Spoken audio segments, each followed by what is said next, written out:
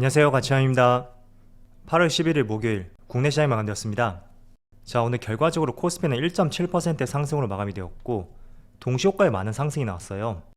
그래서 종가가 최고가에서 마무리되었고 다시 2500포인트를 돌파하였죠. 사실 오늘은 미국의 CPI 지수에 가려서 그렇지 국내 시장이 옵션 만기일이었어요.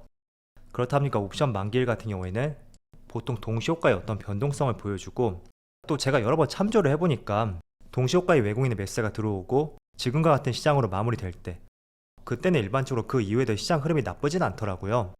그래서 남아있는 8월달도 기대를 해보고요. 그리고 코스닥도 마찬가지로 1.45%의 많은 상승을 보여주었고 최고가는 아니지만 그래도 장 막판에 들어 올리면서 이렇게 마무리가 되었죠. 이어서 코스피의 수급을 보면 어제 외국인 한 차례 매도세가 있었거든요. 그런데 다시 외국인의 매수가 들어왔고 동시효과에만 약 300억 정도, 400억, 3, 400억 정도 그 정도의 매수가 들어오더라고요. 그리고 기관은 어제하고 다르게 4,600억 규모의 많은 수매수를 보여주었고 오늘은 기관 외국인 할 거 없이 모두 많은 매수를 보여주었습니다.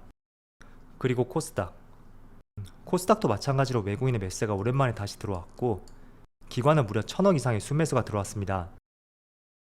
그리고 아쉽게도 6만원을 돌파하지 못했던 삼성전자, 오늘까지 5거래일 연속으로 외국인의 수매도가 이어지고 있고 기관은 모처럼 많은 매수를 보여주었습니다. 그리고 다시 한번 좋은 흐름이 나왔었던 카카오, 오늘은 기관과 외국인의 양매수가 들어왔고 확실히 8월 3일 이후부터 기관의 매수가 많이 들어오는 것 같죠. 이때하고 한번 비교를 해보세요. 그리고 계속해서 상승 흐름을 보여주고 있는 LG에너지솔루션, 오늘도 외국인의 많은 매수가 들어왔고 연기금도 역시나 매수세를 보여주었습니다. 그리고 현대차는 소폭의 상승이 나왔지만 여전히 외국인의 매수세는 꾸준히 들어오고 있고 그런 면에서는 상승폭이 조금은 아쉬운 것 같아요. 기관의 매도세가 조금은 줄었으면 하는 바람이 있네요. 그리고 주체별 매매 동향에 대해서 살펴보도록 하겠습니다.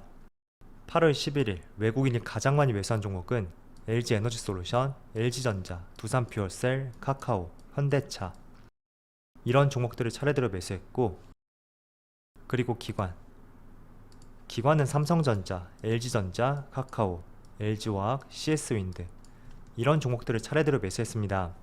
정말 오랜만에 LG전자가 포함이 되어 있죠. 외국인 쪽도 마찬가지고요. 자, 이어서 전날 해외 증시의 흐름을 보면 어제 미국 증시가 굉장히 강세로 마감이 되었어요. 물론 장 초반 흐름도 상당히 좋았었고 대체적으로 2% 내외에서 갭을 상당히 띄우고 출발했었거든요. 그런데 종가는 오히려 최고가에서 마무리가 되었죠. 먼저 S&P 500을 보면 어제는 2.1%의 상승으로 마감이 되었고 나스닥이 무려 2.9%의 급등이 나왔습니다. 그리고 다우지수도 1.6%의 상승으로 마감이 되었고 전체적으로 종가가 최고가에서 마무리가 되었어요. 그리고 이런 흐름들이 코스피 시장으로도 연결이 되는 것 같은데, 하지만 오전장에 비해서는 조금 아쉬운 흐름이 이어지고 있죠. 그리고 아시아 증시를 보면 일본 니케이는 오늘 휴장인 것 같더라고요. 그리고 대만은 지금 1.6%의 상승이 나오고 있고 중국도 마찬가지로 1.2%, 모두 1% 이상의 상승 흐름이 이어지는 것 같습니다. 자, 그리고 어제 미국 증시 흐름이 상당히 양호하게 마무리되었잖아요. 그런데 현재 나스닥 선물지수를 보더라도 어제의 강한 상승에 따른 일부 되돌림이 발생이 될 수도 있는데 현재도 0.4%의 상승과 함께 좋은 흐름이 이어지는 것 같아요. 일단 어제 이렇게 강한 상승이 나왔던 이유가 바로 미국의 소비자 물가지수 7월 CPI 지수가 발표가 되었고 예상치가 8.7에서 8.8이라고 말씀드렸었죠. 그런데 실제로는 8.5%가 나오면서 예상치보다 오히려 하회하는 모습을 보여주었고 이런 부분이 시장의 강한 상승으로 연결이 되었던 하나의 주된 이유가 되었던 것 같습니다. 일단 어제 말씀을 드린 대로 예측치만큼의 부합하게 나온다고 하더라도 시장은 크게 반응을 하지 않았을 거예요. 왜냐하면 이런 부분의 에너지 가격을 보더라도 우리가 어느 정도 예상을 했었잖아요. 그런데 오히려 예상치를 하회하는 수준이 나오면서 시장의 상승에 불을 지폈던 것 같습니다. 그런데 신기하게도 자세히 보면 어제 나왔던 8.5%, 지난 21년 3월달 그때 이후로 처음으로 예측치를 하회했었던 발표치라고 볼 수 있습니다. 자, 과거에는 항상 예측치보다 이 빨간색이 상회한 거거든요. 상회했던 경우가 상당히 많았었고 또 검은색은 보합이에요. 예측치와 동일하게 나왔다는 의견인데 조금만 더 과거로 가볼까요? 여기 정확하게 21년 2월달 거의 1년 6개월 만에 처음으로 예측치를 하회하는 수준이 발표가 되었고, 이런 부분도 하나의 굉장히 고무적인 요소로서 시장을 바라볼 수 있는 것 같습니다. 그리고 소비자 물가지수와 관련해서 제가 앞으로도 하락할 가능성이 있다는 것에 몇 가지 근거를 한번 말씀을 드려볼게요. 일단 물가 상승에 있어 대부분을 차지했던 것이 첫 번째가 에너지였고, 두 번째가 식품 가격이었죠. 그리고 첫 번째에서 가장 큰 부분을 차지했던 것이 바로 국제 유가였습니다. 그런데 다들 아시겠지만 6월달에 최고치를 형성했어요. WTI 기준으로 국제 유가가 배럴당 고가는 123달러, 그리고 종가는 105달러에서 마무리가 되었는데, 지난달에는 고가가 111달러, 그리고 종가는 98달러, 그리고 현재 8월달은 고가가 98달러, 또 오늘 종가 기준으로 91달러까지 엄밀히 말한다면 6월 중순부터 해서 지금 현재 2달 가까이 하락하는 추세를 보여주고 있습니다. 자, 그래서 이런 에너지 가격의 하락 추세를 보더라도 분명히 다음 달에 발표되는 8월 소비자 물가지수 또 추가적으로 하락할 가능성이 있고요. 그리고 식품 가격도 마찬가지죠. 먼저 소맥. 자, 6월 중순에 피크를 찍고 나서 6월 말까지 쭉 밀리는 모습이 나왔어요. 그리고 7월 달에도 하락했고 8월 달에도 계속 음봉이 나오고 있습니다. 자, 그리고 두 번째 이유를 말씀드리면, 일단 우리가 체크하는 소비자 물가지수는 YOY라고 해서 한 번쯤은 들어보셨을 거예요. 전년 동기를 기준점으로 해서 지표를 산출을 하고 있습니다. 그래서 7월달 소비자 물가지수는 작년 7월달 이때를 기준으로 얼마나 상승했는지 이런 것을 나타내는 것이거든요. 그래서 조금은 극단적으로 말씀을 드려도 지금 국제유가가 떨어지지 않는다고 하더라도 연말이나 내년 초로 갈수록 1년 전에 정확하게 유가가 상승이 나왔던 만큼 물가는 하향 안정화될 수밖에 없거든요. 그런데 최근에는 에너지 가격이 계속 하향 안정화되면서 에너지 부분에 해당되는 물가도 더 빠르게 안정화될 가능성이 있겠죠. 자, 쉽게 말씀을 드린다면 1년 전에 유가가 배럴당 100달러였어요. 그런데 1년 뒤 유가를 봤을 때 200달러까지 올랐습니다. 자, 그럼 다시 또 1년이 지났을 때 그대로 200달러가 유지된다고 하더라도 당연히 소비자 물가 지수는 1년 전 대비로 산출하기 때문에 이 구간에서 CPI는 하락할 수밖에 없거든요. 그래서 그런 관점도 대입을 해보시면 좋을 것 같고요.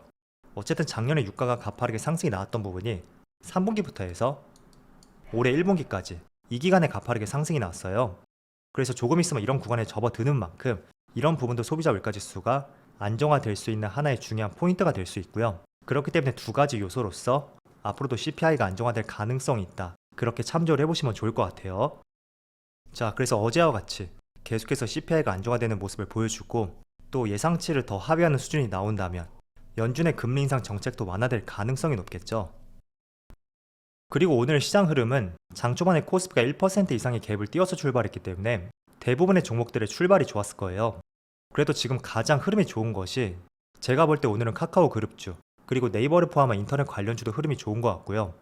두 번째로 2차전지, 특히 셀 기업들 위주의 흐름이 좋은 것 같고요. 그리고 수소차 관련주들, 두산 퓨얼셀, 일진 하이솔루스, 이런 수소 기업들이 오랜만에 또 강세가 이어지는 것 같아요. 그리고 친환경 관련주, 태양광 풍력 관련주도 강세가 이어지는 것 같고, 사실 오늘은 전반적으로 흐름이 다 좋다고 볼 수 있어요. 그래도 가장 강했던 업종을 살펴본다면 아까 말씀드린 대로 수소, 친환경 에너지, 그 중에서 태양광 풍력, 그리고 2차전지 배터리 셀 기업들, 이런 쪽에 강세가 이어지는 것 같은데, 아마도 저번에 인플레 감축법이 통과가 되었잖아요. 저는 사실 이게 통과됨에 따라서 그 전부터 기대감이 많이 나왔었던 만큼 특히 태양광 관련주들, 이런 종목들은 단기간에 주가가 한 차례 시세를 뿜었던 만큼 어느 정도 되돌림이 발생되지 않을까, 그런 예상을 했었습니다. 그런데 제 생각을 비웃기라도 하듯이 별다른 조정이 나오지도 않고 있는 것 같아요. 지금 보시면 현대에너지솔루션도 계속 우상향 흐름이 나오고 있죠. 그리고 오늘 같은 경우에는 두산 퓨얼셀, 오랜만에 바닥에서 많은 거래 대금과 함께 지금 15% 이상의 강세를 보여주고 있습니다. 자, 수소 관련주도 인플레 감축법의 연장선이라고 볼 수 있어요. 어쨌든 인플레 감축법이라는 것은 친환경 에너지와 관련된 종목 쪽으로 힘을 실어주겠다, 그게 하나의 취지라고 볼 수 있잖아요. 그래서 배터리 셀 기업도 마찬가지였고요. 제가 배터리 셀 기업에 대해서 어제 말씀드렸었죠. 어쨌든 중국산 배터리를 탑재한 자동차에 대해서는 세제 혜택을 볼 수 없는 만큼 그 매력과 관심도가 국내 배터리 기업 쪽으로 집중이 될 수밖에 없다, 그런 말씀 드렸습니다. 그래서 오늘 상승하는 것도 보면 인플레 감축법과 관련된 수혜를 볼 수 있는 기업들, 그런 기업들의 강세가 나오는 것 같고요. 이게 아마 조금씩 순환이 될 거예요. 처음에는 친환경 에너지 관련주가 먼저 상승 흐름이 나왔다면 바짝부터 그 뒤를 이어서 배터리 셀 기업들, 그쪽 업종의 강세가 이어졌습니다. 그런데 오늘은 수소 쪽에서 또 강세가 이어지고 있는 만큼 친환경 에너지 관련주대에서 또 새로운 업종들이 떠오를 수도 있고, 지금처럼 이 세 가지 테마 안에서 수급이 돌고 도는 그런 모습들이 나올 수도 있을 거예요. 그래서 인플레 감축법과 관련해서 어떤 업종들이 수혜를 볼 수 있는지 어제 내용을 잘 정리해 드렸으니까 내용에 대해서 한번 관심을 가져보면 좋을 것 같아요. 그리고 장 막판에 미국 측에서 지금 미중 갈등 때문에 관세 철폐에 대해서 다시 재검토하겠다, 이런 발표가 있었습니다. 그렇다 보니 철강 관련주들이 강세를 보여주었는데, 또 이런 부분이 앞으로 주식시장에 있어서 어떤 변수로 작용이 될지 그것도 한번 체크를 해봐야 될 것 같아요. 그래서 지금은 인플레이션도 조금은 완화가 되고 있고, 그렇다 보니까 금리 인상에 대해서도 완화된 입장을 펼칠 가능성이 높아졌잖아요. 하지만 미중 갈등이 또 하나의 변수로 작용이 될 수 있는 만큼 앞으로 어떻게 전개가 되는지, 이러한 내용도 면밀히 한번 관찰을 해볼 수 있는 중요한 이슈가 될 것 같습니다. 자, 그럼 오늘 영상 여기서 마치도록 하고요. 언제나 여러분들의 성공 투자를 기원하도록 하겠습니다. 감사합니다.